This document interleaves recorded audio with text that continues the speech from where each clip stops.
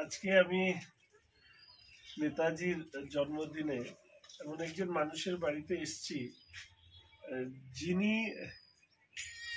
নেতাজি যেভাবে মানুষের মনে স্থান করে নিয়েছেন, তার স্বাধীনতার জন্য যে লড়াই তিনি করেছেন তার মধ্যে দিয়ে। আর এখানে আমাদের এই জেলায় গরিবের ডাক্তার ডক্টর স্বপন রায়, ভ্রাম্যমাণ প্রাথমিক চিকিৎসা কেন্দ্র, ওনার বাড়িতে এসছি। এই যে এখানে যারা এসছেন তারা বিভিন্ন জায়গার থেকে এসছেন। অনেক দুরারোগ্য রোগ সারানোর ক্ষেত্রে ওনার ওষুধ অত্যন্ত কার্যকরী ভূমিকা পালন করেছে। ওনার বাবা সঠিক চিকিৎসা না পেয়ে একদিন মারা গিয়েছিলেন, তাই তো? হ্যাঁ স্যার।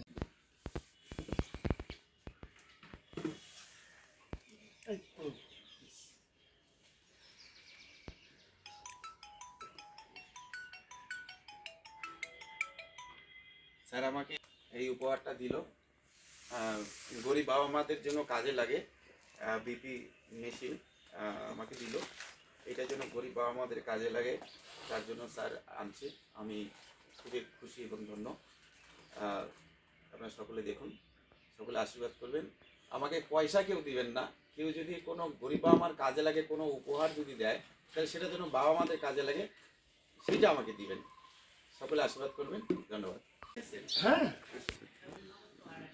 দেখুন, আমি ওনার কথা অনেক শুনেছিলাম, তো একদিন দেখা হয়েছিল। তো আমি সেদিনই বলেছিলাম যে আপনার বাড়িতে আমি যাব। আমার ভীষণ ভালো লাগে যারা মানুষের জন্য কাজ করে। শত অসুবিধা, যন্ত্রণা, দুঃখ, কষ্ট, আর্থিক পরিস্থিতি খারাপ হওয়া সত্ত্বেও 23 বছর ধরে ভ্রাম্যমাণ প্রাথমিক চিকিৎসা দেওয়া। অনেক রোগীরা আছেন যারা বিভিন্ন জায়গায় তারা সুস্থ না হয়ে এখানে যখন আসেন তারা সুস্থ হয়ে ফিরে গেছে। এরকম একজন ডাক্তার মানুষের কাছে আমি আসতে পেরে আমি গর্ব অনুভব করছি এবং ভবিষ্যতে ওনার পাশে যতটুকু সম্ভব ব্যক্তি হিসাবে সেটা সহযোগিতা করব। সরকারের কাছেও আবেদন করব, মানুষের কাছেও আবেদন করব।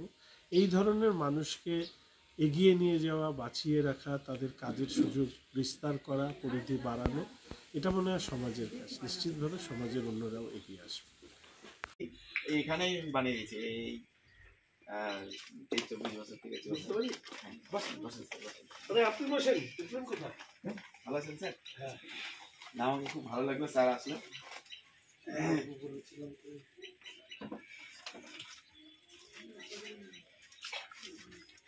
সব পেশেন্ট? হ্যাঁ। কোথা থেকে আসছে একটু শুনে না তো? আমরা স্যার মকড়াডাঙ্গি থেকে। মকড়াডাঙ্গি? চৌধুরী বেটা। মকড়াডাঙ্গি কি করে? ওই যে আমার ভাই মেডিকেলে কাজ করে। মেডিকেলে চাকরি করে। সেই থেকেই ওনার এখানে ওষুধ খায়। তো দাদা বললো যে মাকে অসুবিধা হলে মাকেও নিয়ে এসো, সেই সূত্রে মাকে এখানে দেখা। এখন ভালো আছেন? এখন অনেক ভালো আছেন দাদা। আগে হাঁটতে পারতো না, বিছনা সোজা সাইড ছিল, এখন 1-2 মাস ওষুধ খেয়ে এখন হাঁটাহাঁটি করছে। ওই মাসি আমাদের, ওই মাসি আরেক মাসি আছে, ওই এক মাসি দেখো প্রায় 3 মাস থেকে 6 মাস থেকে বিছনায় পড়া, এখন যে মাসি দেখো লাঠি নিয়ে একটু হাঁটতে পারছে, এক পা সরো, বিছনায় সজ্জা সাই। হ্যাঁ, আগে দাঁড়াতে পারে। কয়জন করে ধরে নিয়ে আসতো কাকু? 3 জন মিলে তো ধরে উঠাইতে লাগতো, 3 জন মিলে নামাইতে লাগতো। 3 জন ধরে নিয়ে আসতো, 3 জন নিয়ে আমার মনে দিয়ে চলতো, চলতেই থাকতো। হ্যাঁ।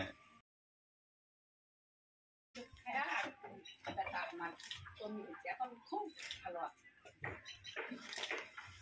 জলেশ্বরী থেকে চলে আসছে। হ্যাঁ, মাসি তোমার মেয়ে কি হয়েছিল? আমার মেয়ের আলসার হয়েছে।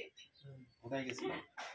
হায়দ্রাবাদ গেছে, হায়দ্রাবাদ থেকে ঘুরে গেছে, তারপর এখানে ওইসব খায়া 1 মাসে ঠিক হয়ে গেছে। কোথায় থাকে? মেয়ে গেছিলাম পুরী, ওখান থেকে এসেছিল। ওইখান থেকে আমিও চলে আসলাম আর এই কথা শুনে শুনে আমার ভাগ্য, এই প্রথম একদিন দেখা হয়েছিল আমার ওনার সাথে, নাম শুনতাম, তো বলেছিলাম যে আমি আসবো। অরবিন্দু বউ তো আসছিল ওইখানে। হ্যাঁ, আসছিল বলে অনেক আগে আসছিল। ওদিনকে ওর বাড়িতে পূজা গেল, কালকেই পূজা। এখন বুঝতে পারো তো? হ্যাঁ। অসুবিধা নাই তো একটু? একটুখানি অসুবিধা এই দিকে অসুবিধা এইটা দিয়ে এখানে একটু অসুবিধা।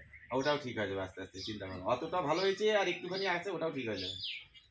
না, তোমরা আমি ভালো আবার- থাকো, সুস্থ থাকো, ওইটাই তো আমি চাই আবার আমি। এই করলে পারি একটু এই